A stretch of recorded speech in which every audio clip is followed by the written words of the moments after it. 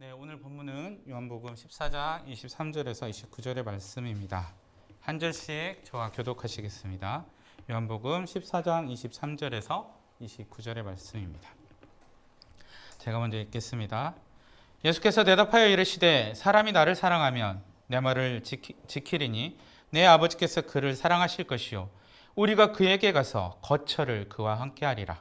나를 사랑하지 아니하는 자는 내 말을 지키지 아니하나니 너희가 듣는 말은 내 말이 아니요 나를 보내신 아버지의 말씀이니라. 내가 아직 너희와 함께 있어서 이 말을 너희에게 하였거니와 보혜사 곧 아버지께서 내 이름으로 보내신 성령 그가 너희에게 모든 것을 가르치고 내가 너희에게 말한 모든 것을 생각나게 하리라. 평안을 너희에게 끼치노니 곧 나의 평안을 너희에게 주노라. 내가 너희에게 주는 것은 세상이 주는 것과 같지 아니하니라. 너희는 마음에 근심하지도 말고 두려워하지도 말라. 내가 갔다가 너희에게로 온다 하는 말을 너희가 들었나니 나를 사용하였더라. 아버지께로 감을 기뻐하였으리라. 아버지는 나보다 크십니다. 이제 일이 일어나기 전에 너희에게 말한 것은 일이 일어날 때에 너희로 믿게 하려 함이라. 아멘. 네, 성경에는 이 시종일관 흐르는 특별한 이야기가 담겨 있습니다. 바로 하나님께서 사람과 함께 걷고 머무르시며 또 일하시는 동행의 이야기입니다. 에덴 동산에서 하나님은 아담 하와와 함께 거니셨고 또 광야의 이스라엘 백성과는 구름 기둥과 불 기둥으로 함께 하셨습니다.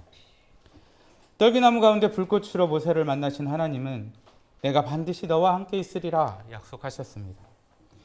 다윗 또한 인생의 수많은 위기 속에서 내가 사망의 음침한 골짜기를 다닐지라도 해를 두려워하지 않을 것은 주께서 나와 함께 하심이라고 고백했습니다.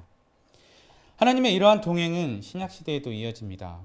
사도행전에서 바울은 자신의 열정으로 아시아에 복음을 전하려 했지만 성령께서 그 길을 막으셨습니다.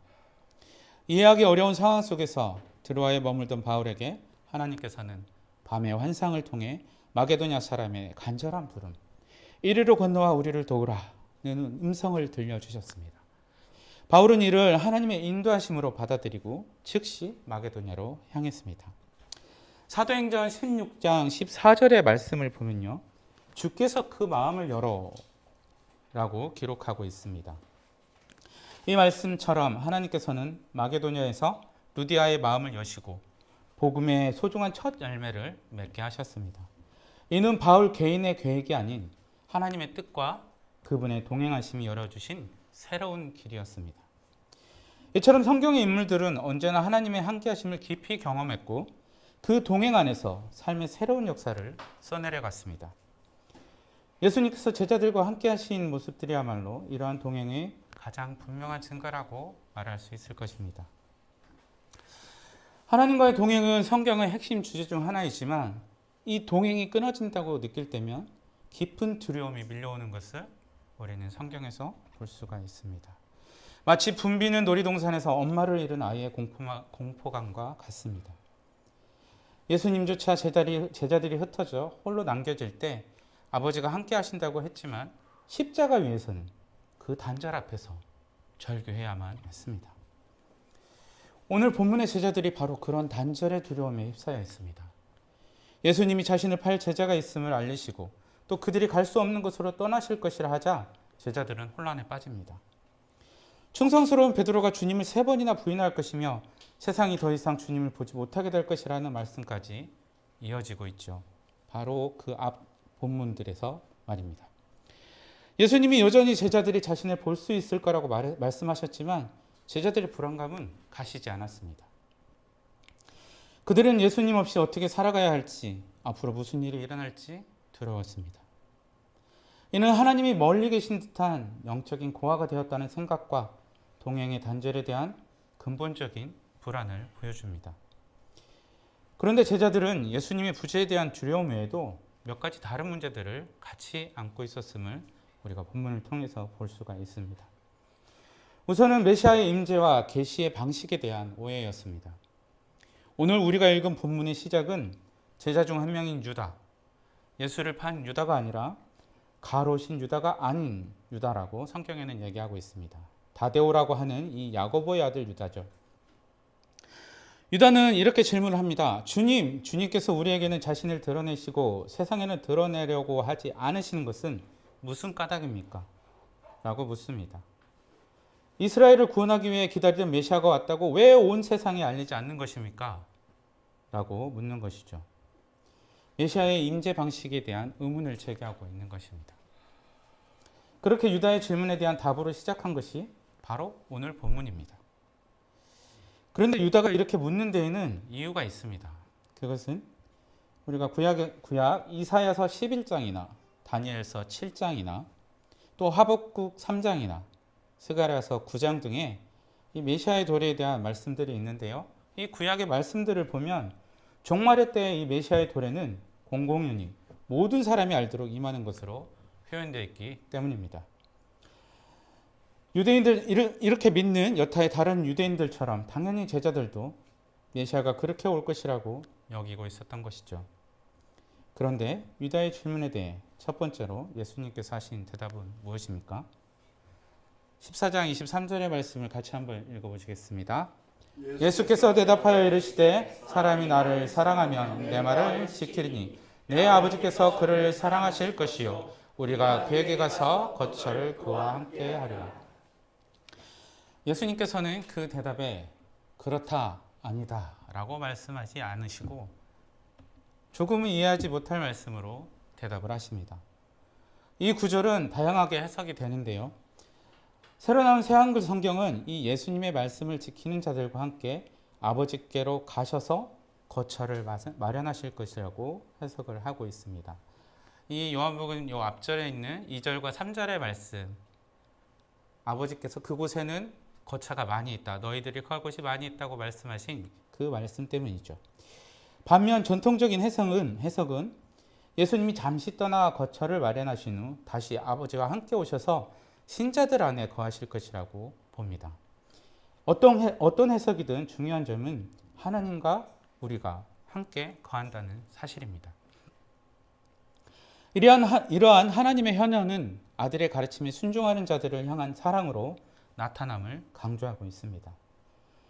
주님께서 너희가 나를 사랑하면 내 계명을 지키리라 라고 하신 이 15절과 21절에서 이 말씀을 계속적으로 반복하시고 강조하신 이유가 바로 여기에 있는 것이죠.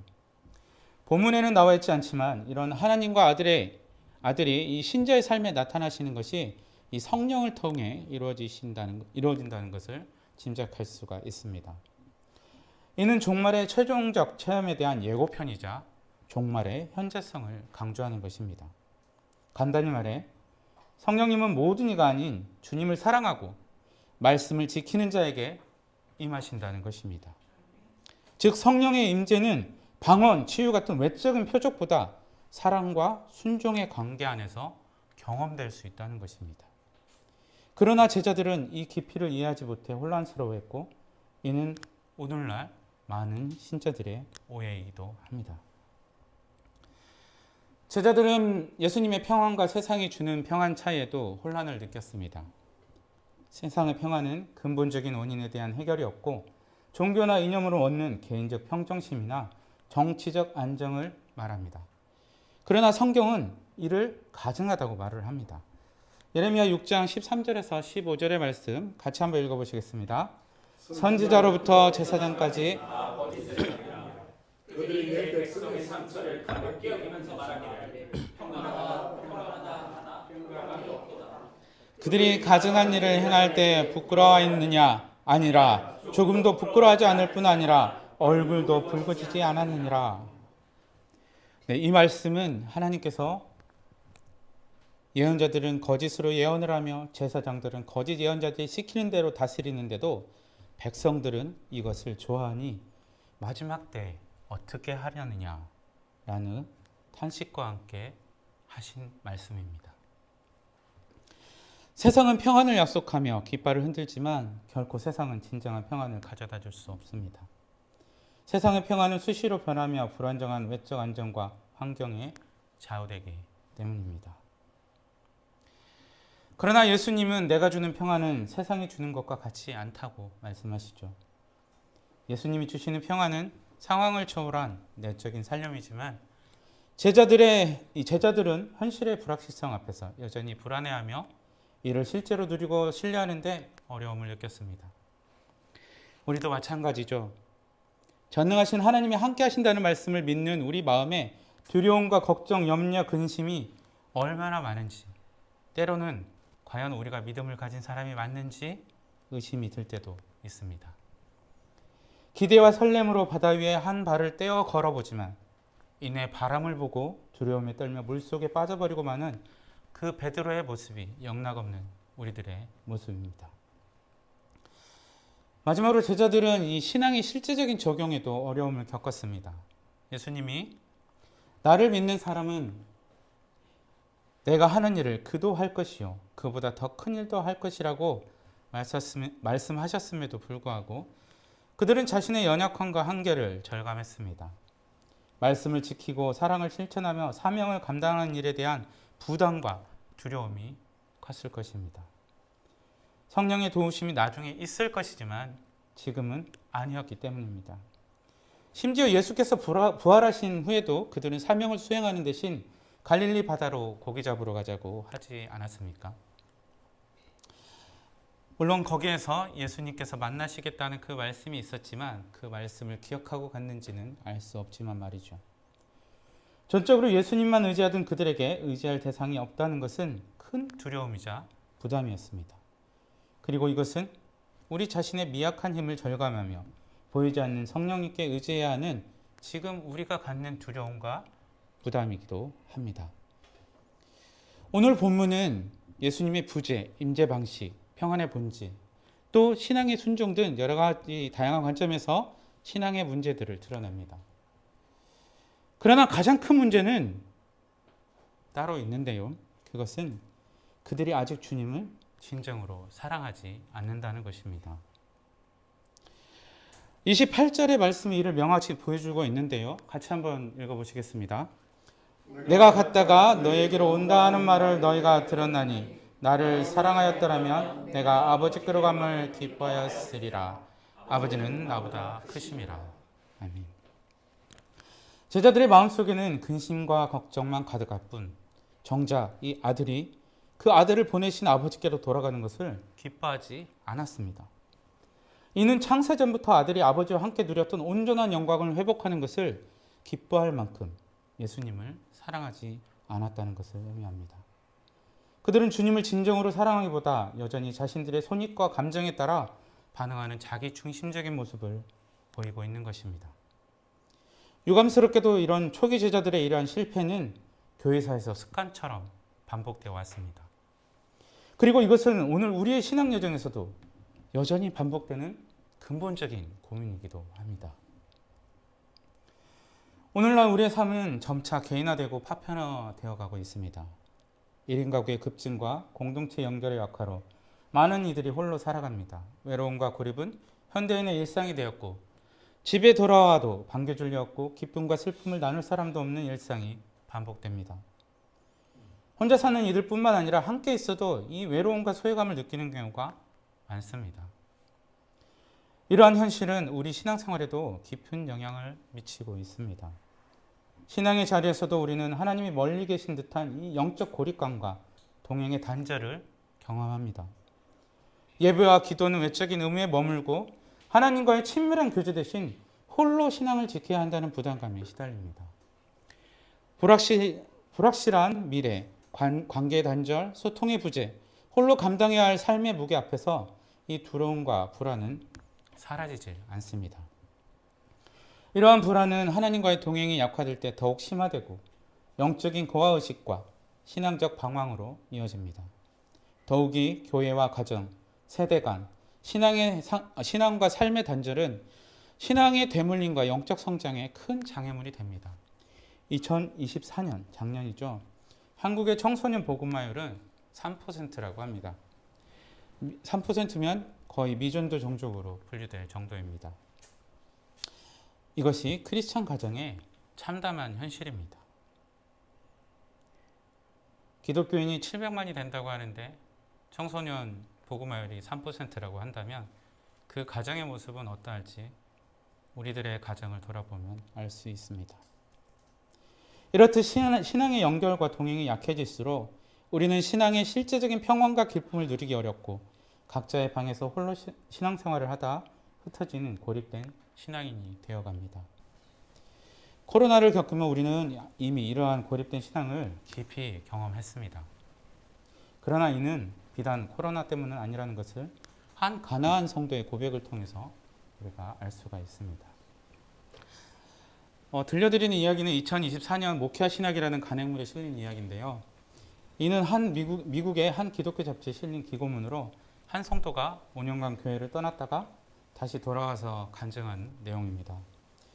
그녀가 교회를 떠난 이유는 아이러니하게도 교회에 대한 환멸 때문이었습니다.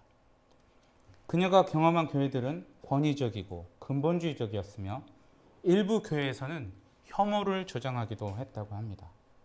그런데 보면은 이것이 오늘날 우리들의 교회의 모습과도 겹쳐집니다. 또한 교회의 도덕성에 대한 보증을 찾을 수 없다는 점이 그녀를 괴롭게 했습니다. 교회 안에서도 도덕성을 찾아볼 수 없다면 어디에서 과연 찾을 수 있을까요? 교회와 전통적인 성경 해석이 역사적으로 저지른 폭력과 죽음에 대해 무감각하다는 것 또한 그녀의 교회에 대한 환멸을 부추겼습니다. 예를 들어서 노아의 방주를 이야기할 때 하나님의 약속으로 떠오른 무지개만 언급할 뿐 이 방주를 타지 못해서 물에 빠져 죽은 수많은 사람들에 대해서는 이야기하지 않는다는 것이었습니다. 결국 교회가 더 이상 매력적인 공간이 아님을 깨닫고 그녀는 마음을 정리했다고 합니다. 그러나 몇 년 후 그녀는 다시 교회를 돌아오게 되는데요. 놀랍게도 이는 하나님에 대한 갈망이나 성경 메시지에 대한 신뢰 때문이 아니었습니다. 바로 공동체 때문이었죠. 아이가 생기자 공동체의 필요성을 느꼈고 마침 따뜻하고 열린 작은 교회 공동체가 그녀의 마음을 다시 열게 했다고 합니다. 그녀는 이렇게 말했습니다. 더 많은 교회가 교리에 대한 기대를 신도들에게 강요하지 않는다면 더 많은 사람들이 남아있을 수 있을 것입니다. 그들은 자신이 무엇을 믿는지 고립된 상태에서 찾기 위해 떠나기보다는 공동체 안에서 신앙을 해체하거나 신앙을 떠날 수 있는 안전함을 느낄 것입니다. 또 그녀의 간증은 따뜻하고 친절한 작은 교회 공동체가 그들의 소중한 생각과 영혼을 인정해주는 소중한 선물이라고 고백하며 마무리됩니다. 이 말이 여러분들은 어떻게 들리십니까? 이 간증이 교회 공동체에 대한 은혜로운 고백처럼 들릴 수도 있습니다. 하지만 과연 이것이 신앙적인 간증일까요? 여러분은 어떻게 생각하십니까? 이 간증에서 무엇이 빠져 있는지 눈치채셨을 것입니다. 저는 그녀가 하나님을 사랑한 것이 아니라 교회 공동체를 사랑한 것처럼 보입니다. 주님과 동행하고자 애쓴 흔적이 없기 때문이죠. 여러분의 신앙 간증에는 어떤 이야기가 담겨 있습니까? 하나님과 동행한 이야기입니까? 아니면 여러분의 실패와 성공에 대한 이야기입니까? 물론 긍정적인 부분도 있습니다. 어쨌든 그들이 교회 공동체 안에 머무르며 언젠가는 복음을 받아들이고 예수 그리스도의 제자가 될 수도 있겠지요. 그러나 우리가 소수자들을 정죄하는 것을 경계해야 하지만 노아 홍수에 죽은 사람들의 죄를 이야기하지 않을 수 없습니다. 또한 예수천국 불신지옥이라는 이 이분법적 사고를 경계해야 하지만 불의 도가 모든 것이 사라질 이 홍수 심판보다 더 큰 고통의 심판에 대해서는 이야기하지 않을 수 없습니다.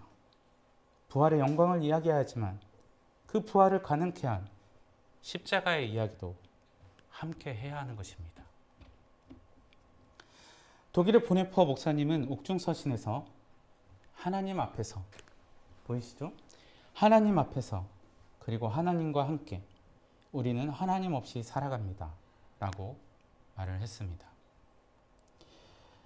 이 고백은 고난 앞에서 하나님은 도대체 어디 있느냐며 모든 책임을 하나님께 돌리거나 해결을 요구하지 않으면서 지금 여기에서 우리의 몫을 마치 하나님이 없는 것처럼 그분 앞에서 그분과 함께 다하자는 의미를 담고 있습니다.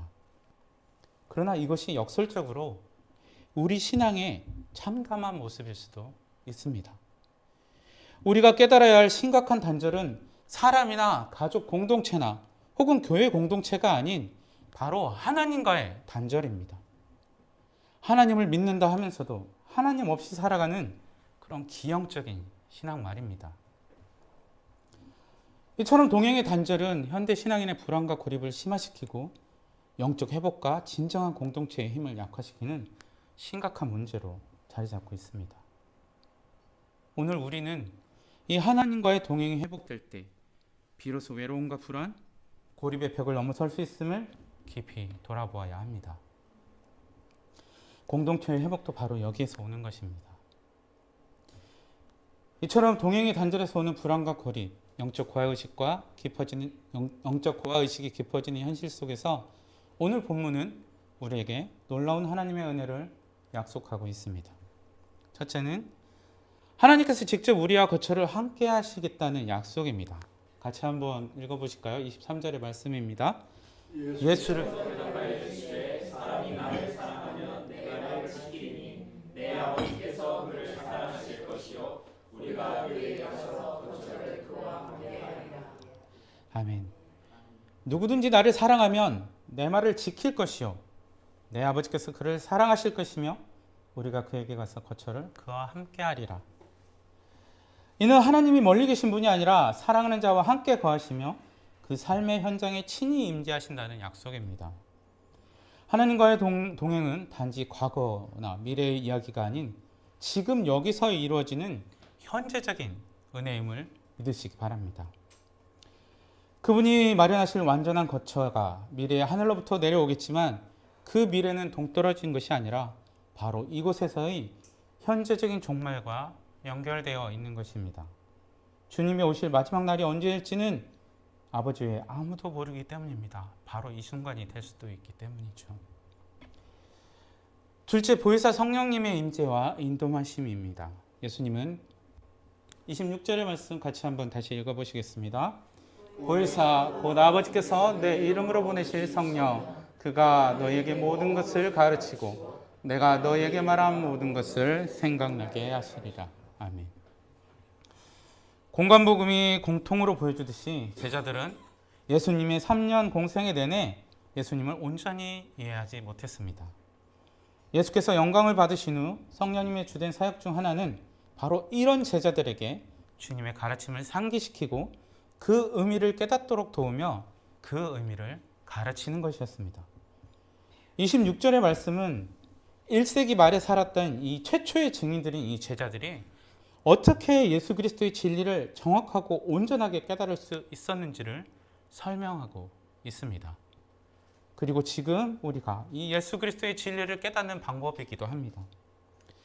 성령의 사역은 새로운 계시를 주시는 것이 아닙니다.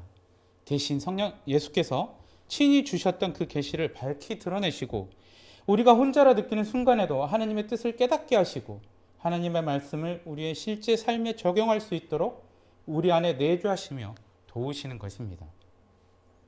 성령은 우리를 결코 고아처럼 버려두지 않으시고 영원히 함께 하시는 하나님의 임재입니다. 약속의 세 번째는 세상이 줄 수 없는 평안의 선물입니다. 27절의 말씀을 같이 한번 읽어보시겠습니다. 평안을 너희에게 끼치느니 곧 나의 평안을 너희에게 주노라. 내가 너희에게 주는 것은 세상이 주는 것과 같이 아니하니라. 너희는 마음에 근심하지도 말고 두려워하지도 말라. 아멘. 폭풍우 속 위태로운 배 고물에서 마치 안방인 양 잠드셨던 예수님을 기억하십니까? 이 샬롬의 평화는 전쟁의 포화 속에서도 배를 침몰시키려는 폭풍우와 거센 파도 가운데서도 평안히 잠들 수 있는 그런 평안입니다. 이 평안은 외적인 환경이나 조건에 좌우되지 않으며 오직 하나님과의 동행 안에서만 누릴 수 있는 내적 평안입니다. 이는 홀로 있다고 느껴질 때 세상에서 얻을 수 없는 진정한 위로와 안식을 주시는 하나님의 은혜입니다. 주님은 이 팍스 로마나, 즉 로마의 평화, 로마에 의한 평화라는 슬로건이 펄럭이던 당시에 아무도 상상하지 못했던 방식으로 그 약속된 메시아적 평안을 가져다 주었습니다.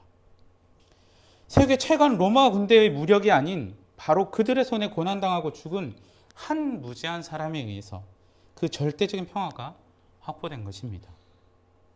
이것이 바로 주님이 약속하신 샬롬의 평안, 고 빌립보서 4장 7절에서 바울이 말한 모든 지각에 뛰어난 하나님의 평강 아니겠습니까? 네 번째의 약속은 믿음의 확신과 소망입니다. 예수님은 이 일이 일어날 때 너희로 믿게 하려 함이라 라고 말씀을 하시죠.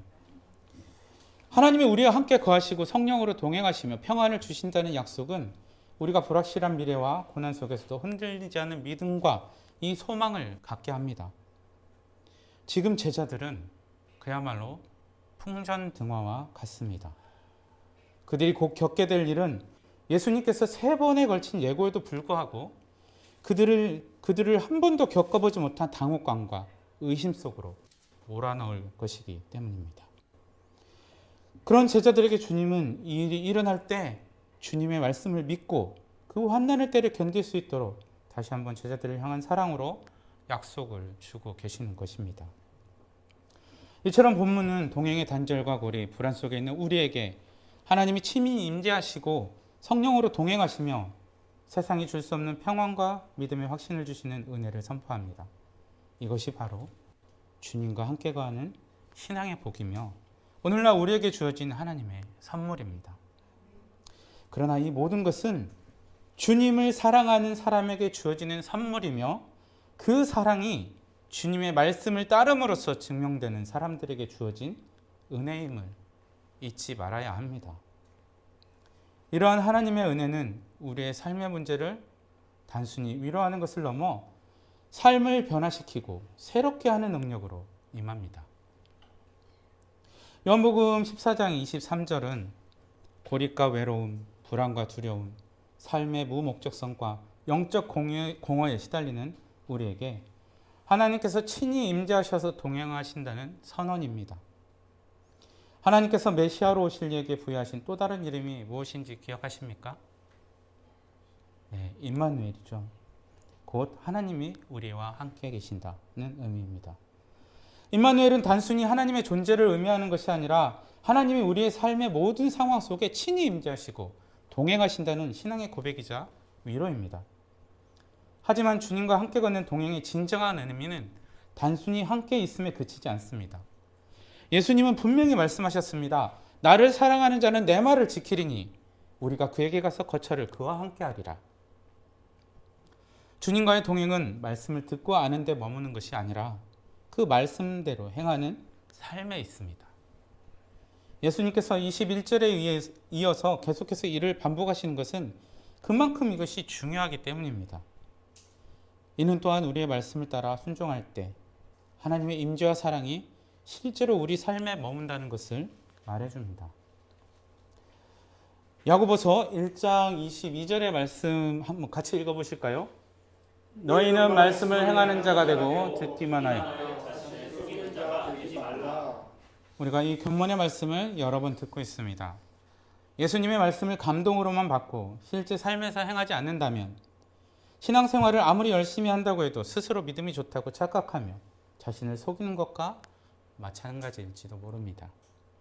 하지만 우리가 주님의 말씀을 기억하고 삶으로 살아낸다면 홀로 살아가는 이들이 많아지고 관계의 단절과 내면의 불안이 깊어지는 시대에도 하나님은 우리의 삶의 현장에 거처를 삼으실 것입니다. 이사야 41장 10절에 두려워하지 말라 내가 너와 함께함이라는 약속처럼 우리의 직과 일터, 고독의 자리마다 하나님이 함께 하십니다.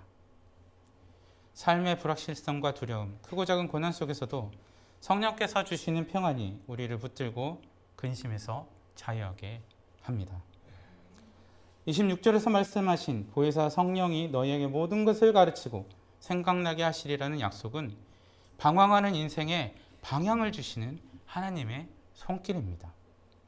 시편 32편 8절의 말씀은 같이 읽어보실까요? 주님께서 말씀하신다. 내가 가야 할 길을 내가 너에게 지시하고 가르쳐주마. 너를 눈여겨보며 너의 좋은 자가 되어주겠다. 이 말씀처럼 성령께서 매 순간 우리의 선택과 걸음을 인도하실 것입니다. 우리는 흔히 주님을 위해라는 말을 씁니다. 주님을 위해서 무엇을 한다. 주님을 위해서 또 무엇을 한다고 말을 하죠. 하지만 하나님을 위한다는 말과 달리 실제 삶의 주도권은 자신에게 있는 경우가 많습니다. 주님을 위한 행동의 동기가 하나님의 사랑이 아니라 자신의 희생과 헌신에 있기 때문입니다.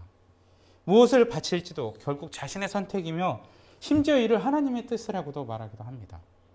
기독교 역사상 가장 비기독교적 전쟁으로 평가받는 십자군 전쟁 또한 그리스도의 명령, 신이 원하신다는 명분으로 주님을 위해서라고 일으켰지만 오늘 본문은 이를 부정하고 있습니다. 우리가 주를 위한다고 하지만 우리보다 크신 그분을 위해서 우리가 과연 무엇을 할 수 있습니까?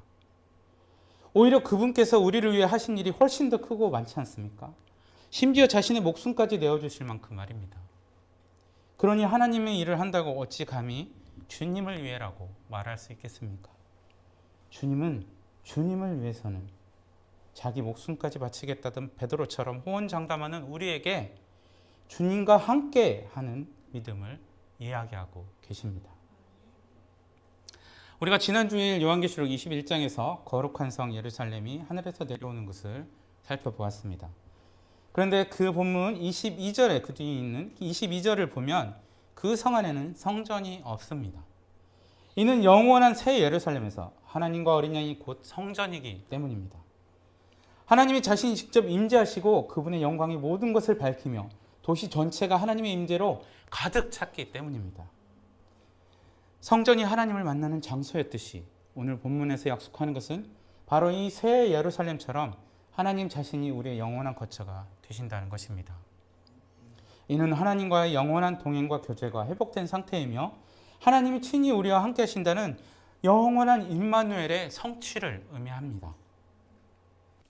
사랑하는 성도 여러분, 이제 이 은혜의 동행을 삶으로 실천합시다. 오늘 하루 내 힘과 열심이 아니라 주님과 함께 걷는 한 걸음을 선택하십시오. 감리교 창시자 존 웨슬리는 임종시에 이렇게 말했습니다. 세상에서 가장 좋은 것은 하나님께서 우리와 함께 하신다는 것이다. 또 명설교자로 우리가 잘 알고 있는 찰스 스펄전 목사님도 하나님께서는 자녀들을 불 속에 던질 때 반드시 자기도 그 불 속에 들어가 함께 걸으신다라고 말했습니다. 두려움과 염려가 밀려올 때마다 내가 너와 함께 있겠다는 하나님의 약속과 하나님이 곧 성전이시라는 이 영원한 임재의 복을 붙드십시오. 바로 그분의 말씀을 여러분의 삶에서 지키고 행하는 가운데 말입니다.